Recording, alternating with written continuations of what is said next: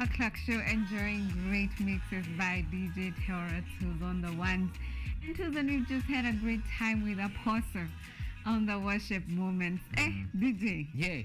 Apostle alikuwa ameanza kupreach. Tulikuwa tushaingia miaka nilikuwa nishatayarisha sadaka already pale. Alikuwa ameshatuingia pale but kama kawa tunasemaga yani hapa ni first service yani vitu tu zio happen yani kabisa. Na kama kawa yani bado tunaendelea tu vizuri yani, and song ambayo nimefade away inaitwa Mungu tu by BMF. Na Mungu atabaki kuwa tu Mungu tu. Amen. I love this song yani kabisa yani pia because yani this wonderful month of July yani tunaambia tu yani watu tuna encourage hata vitu zikue aje, vitu ziende side gani, Mungu anabaki kuwa Mungu tu. Yes. We've told about the 7 number. Tuko mwezi wa ngapi? Wa 7. Imenimaliza hii story ya Apostle yani hapo, na ametupatia ametu encourage vizuri sana hapo kabisa. Kweli hapo tu ameweka koma. This month we need to hear that kind of a message. And we do have the Bible trivia question for you, which is a very simple question today. That is tunapea A, B, C, D, tunapea all manner of choices, but today it's very simple. And it's just as a simple question as asking: the Gospel of Mark presents Jesus as keeping his messianic identity hidden. Siji kama hii DJ TEROTS ataweza kutranslate, but let me repeat. Na Kiswahili itanilemea kidogo. Especially hapo pa messianic. Messianic. Nikijua tu hiyo na Kiswahili ni hivyo. Kumeweza. The Gospel of Mark presents Jesus as keeping his messianic identity hidden. Just tell us, is it true? Is it false? Yes. Watu wanaweza tuambia hapo, swali iko pale kwenye screen yani kwa screen yako, jaribu tu yani, is it true ama ni false yani. Watu wanaweza tuambia hapo pia, because tutakuwa tunasoma bado feedback zenyu zote pia.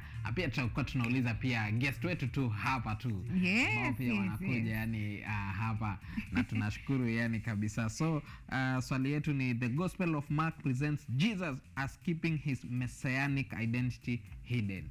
True or false? Yes. That's all we want you to tell us. 0797578737 is our text line. We will hear the word guest give us an answer, but we do not want her to peana mwa Kenya. We will decide whether we will actually ask the question now, because we do not want the answer given too early. We also want to let you know bado tuko na kama 1 hour 20 minutes yani to go yani, but kama kawa yani swali liko hapo kwenye screen ni rahisi tu kabisa. The Gospel of Mark presents Jesus as keeping his messianic identity hidden. Tuambie hapo, sisi tuko hapa yani, tutakuwa tunazipitia tu zote na Teacher Esther. Oh yes.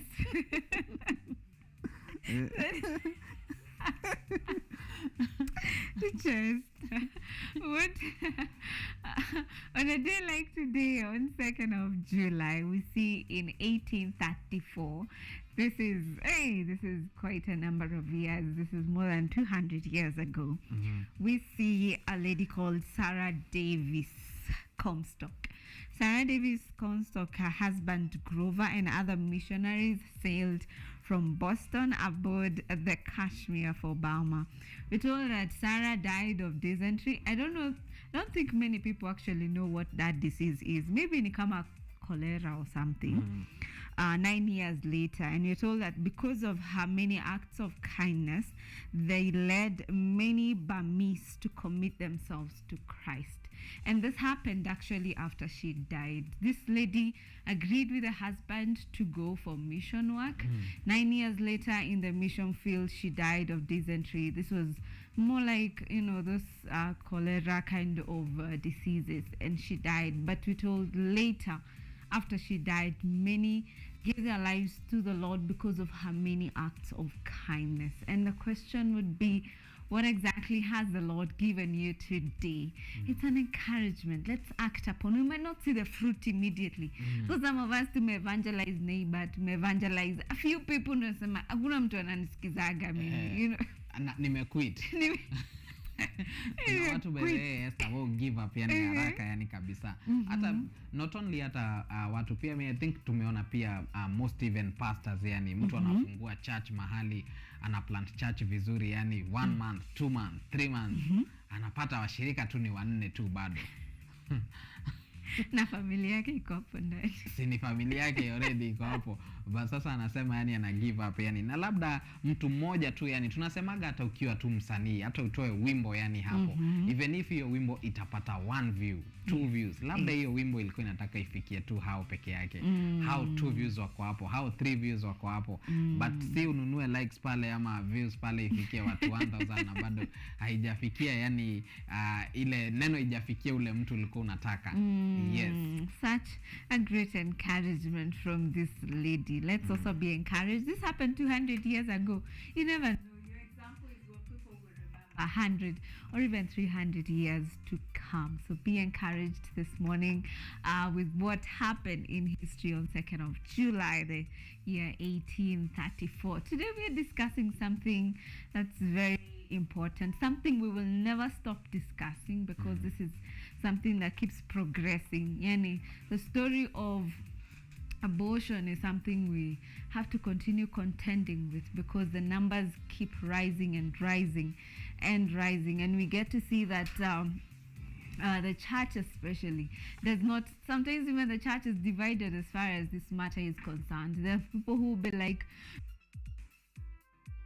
life start? When exactly do we say that a baby has actually started growing in a mother's womb? And we want to focus especially on the young people, teenage mothers, teenage pregnancies, these young people, and what exactly is informing the choices they are making. How can we ensure that our young people know the consequences of what they're getting themselves into, even when they get into sexual activity? And if someone finds themselves on this other side of having already conceived a baby, what are their choices? What are their options? Can someone be encouraged to actually carry the pregnancy all the way to the end? DJ?